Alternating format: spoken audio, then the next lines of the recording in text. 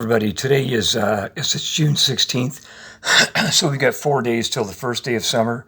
Summer arrives in 4 days on Friday the 20th of June here, and I'm doing quite well.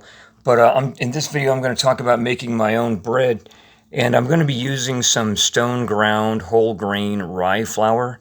You can get this from Bob's Red Mill and some other sources. I don't know. I got mine from a source a long time ago called Hodgson Mill, but they don't exist anymore. But you can get some from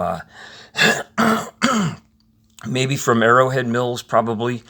And I don't know if Now Natural Foods has it or just different sources online, I'm guessing. Anyway, so that's going to be the main flour.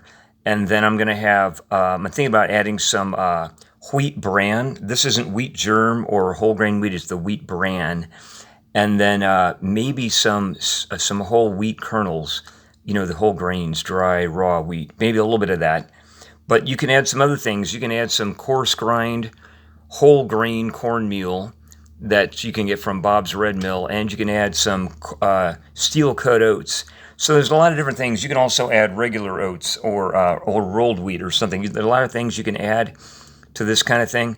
So I mix it all together in a bowl with water, and I mix the ingredients dry first, and then I add the water, and then you just shape it and put it on a little plate, and it won't rise because it doesn't have yeast, but you can microwave it into these little loaves of bread. They're little round loaves of bread, and put them in a plastic bag and take them with you.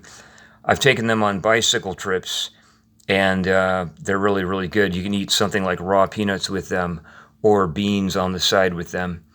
And I think today I'm going to be cooking some lentils with split green peas, much more lentils than the green peas on the side, in a saucepan. And then I'm going to have the bread and take bites of it, and I might take some of it to work and have something that there with it. But anyway, so I hope you enjoy that. It's already 2 minutes. Have a great time.